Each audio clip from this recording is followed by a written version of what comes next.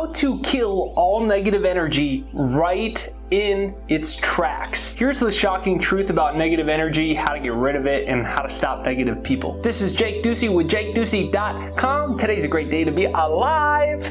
Let's dive right into this video. Make sure you hit the like button right over there.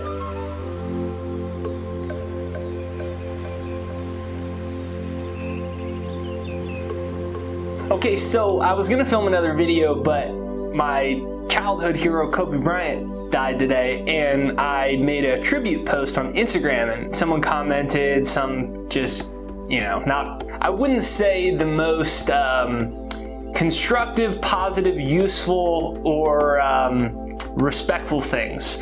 And so generally when there's arguments online, right, we want to argue back with people. And I just said, look, may God bless your soul. And they said some more stuff back, and I basically just said, look, I know it can feel good to want to hate other people, and then when someone calls you out on it, to justify your hatred, but it just doesn't lead anywhere good. It doesn't feel good ultimately, and it doesn't do anything good. And I said, so, may God bless you, but I'm not sure this is the best use of your time right now. And they ended up basically saying thank you, and thank you for your kind words and all these things like that. And I thought it was really interesting because the natural tendency when someone's super negative, hateful, difficult, frustrated, it's for us to engage with that. And first of all, look, death shows you that life is way too short. People spend so much of their time. Literally, there are people that spend the vast amount of their day hating people. They hate their ex-husband, they hate their ex-wife, they hate Donald Trump, they hate Hillary Clinton, they hate Obama. Like, with such a deep hatred, it actually consumes the limited amount of energy that they have in a day. They hate their mom, they hate their dad, they hate their boss, they hate the government, they hate this world, and it should be different. And life's just way too short. And when you combat hatred with love and calmness, you always overcome the hatred or the anger or whatever, the worry, whatever the negative energy is. You're able to overcome it because you're not engaged with it. The way negative energy works is if you move down to that plane of existence, so here you are up here, here's the negative energy here. If you go down here, then you're stuck here and it wins. And whatever you say, look, you shouldn't do this, and you try to teach somebody and you say, well, I'm gonna be mean back. None of it is accomplished for the positive, and you're stuck in a negative vibration now. Whereas if you can just remember, like, all of us can be dead at any moment, and we're on a little rock spinning through endless space, and the only thing that will ever make us feel good and the only thing that will ever be important is to love and to be kind and compassionate and respectful. And you can understand that the reason someone's being hateful, so the reason someone's being vengeful, spiteful, aggressive, hostile, negative, uncomplimentary, the reason they're doing this is because they don't feel good, even if it's on a subconscious level and they're unaware of it. They don't feel good. And first of all, you're not going to help them feel better by yelling at them or getting mad at them or complaining about them to somebody else, because then you're in the story too. And the way negative energy works is, as long as one or more people will stay in the story, then the story will expand. The negative energy field will expand.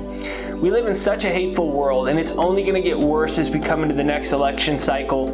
The blue people are going to yell at the red people are going to yell at the blue people, the people that aren't red or blue are going to yell at both of them, and families are going to have terrible dinners because they're going to scream at each other over dinner.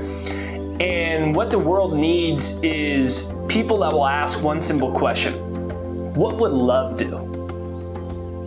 What would love do?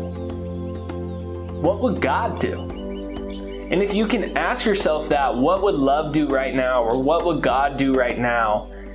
And you can take a deep breath, what you find is that you can generally help someone heal from negative energy. And if you can't, at least you won't get sucked into it too. The problem isn't negative people. That's not the problem. The problem is our reaction to negative people. And when you realize that everything is a reaction or a response, we can stop reacting and stop getting sucked down into it and stop condemning the negative person and judging the negative person or fighting the negative persons. Whatever you resist will always persist. And there's a reason Mother Teresa said she would never go to an anti-war rally. She said, call me when you got a pro-peace rally. And so I invite you to comment down below, what would love do? Comment down below, what would love do? Comment that down below, what would love do? Life is full of death, life is full of uncertainty, life is full of setbacks, life is full of aggressive, angry people. And the last thing that our world needs is people that will live on that side of the street. And there are people you might be angry at, there are people who might have done some really messed up crap. And the reality is, like, life's just, it's way too short. It made me a little emotional. It's just too short to carry it anymore. It's too short to keep being mad at them. It's too short to hate them and to rationalize why you hate them and why you don't like them and say, yeah, but you don't understand. I have this reason. This is what happened to me. And you don't understand. It's ruined my life and I hate them. Because all you're doing is reliving the same thing that happened to you over and over. Yes, whatever happened probably sucked. But what you're doing is you're reliving the same emotions over and over 20 years later, 10 years later, 5 years later, 2 years later. What would love do?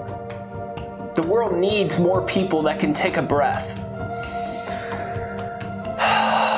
The world needs more people who will not react. When that person flips you off, when that person is an a-hole, when that boss does this, when that family member says that one thing, the world needs people that will take a breath and not react. Sometimes it's better to not respond at all. And when you do respond, ask yourself, what would love do?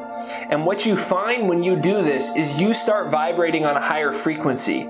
Your subconscious programming starts to attract more loving people. Why? Because the lessons repeat until we learn them. And when you learn the lesson of not reacting to negative people and hateful people, when you learn the lesson of not harboring hatred or anger, when you learn the lesson of not stepping into the negative story,